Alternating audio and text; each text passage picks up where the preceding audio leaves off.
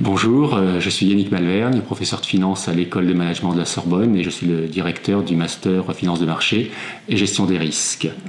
Alors ce master forme évidemment des professionnels de de la finance quantitative, dans un secteur dont les enjeux évoluent de manière assez importante depuis quelques années, du fait notamment évidemment de la transformation digitale, de l'évolution réglementaire qui est relativement poussée et rapide depuis quelques années, également de l'évolution des acteurs, l'arrivée des fintech qui diversifient bien évidemment les possibilités d'emploi au sein du secteur. Et donc l'objectif du master, bien évidemment, est de former des professionnels à même de répondre aux besoins de plus en plus techniques pour faire face à ces nouveaux défis. Alors, un des atouts du master finance de marché et gestion des risques, je dirais, c'est sa capacité de s'adapter, de suivre les besoins, de répondre très rapidement aux besoins du marché. L'équipe pédagogique est constituée bien sûr d'universitaires, mais également de très nombreux professionnels, des professionnels de haut niveau, avec lesquels s'instaure un dialogue très étroit, et donc qui nous permettent d'adapter le programme, la maquette, rapidement pour répondre au mieux aux enjeux du secteur. Nos étudiants s'insèrent bien, même très bien et très rapidement, parce que justement nous faisons un effort, je pense, tout à fait significatif pour les rendre employables le plus rapidement possible. La plupart du temps, les étudiants s'insèrent à la suite de leur stage. Certains s'insèrent dès le stage, finalement. Nous avons quelques exemples d'étudiants de manière assez régulière qui ne vont même pas forcément passer par la case de stage, qui vont obtenir une proposition en lieu et place de leur stage. Certains étudiants vont, suite à leur stage, choisir de faire un VIE pour muscler la dimension internationale de leur CV. C'est un point tout à fait intéressant et sur lequel nous les incitons.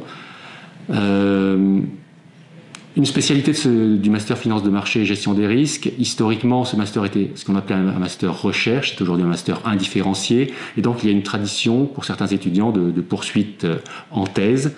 Alors, quelques étudiants chaque année poursuivent en thèse. Inflexion, depuis quelques années, on remarque que d'anciens diplômés, après quelques années de carrière, 4 ou 5 ans de carrière, reviennent faire une thèse parce qu'ils se rendent compte que c'est une opportunité significative d'évolution professionnelle.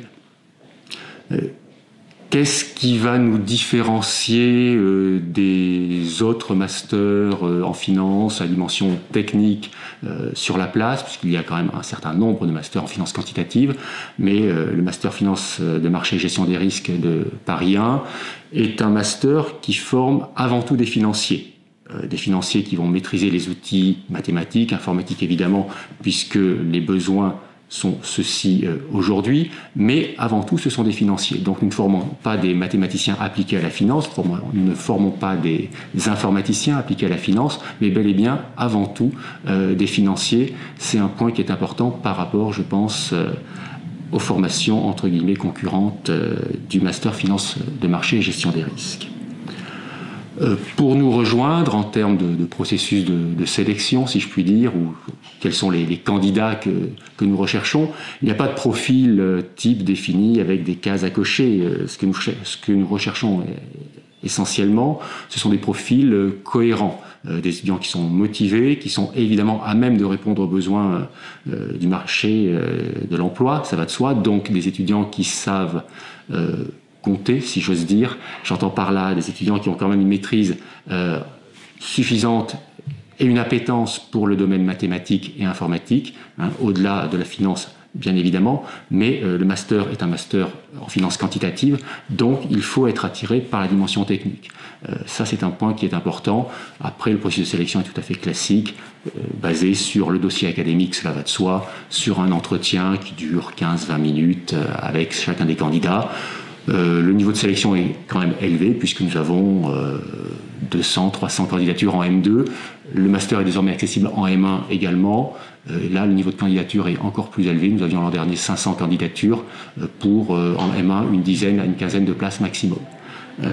Mais encore une fois, l'idée est d'avoir des candidats qui sont motivés et qui ont une bonne connaissance de la réalité du secteur dans lequel ils veulent s'engager, pour qui la finance de marché ne se résume pas au métier de trader.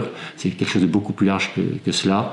Donc, qui ont une vision un peu réaliste, je dirais, de ce qu'est aujourd'hui le secteur bancaire et financier.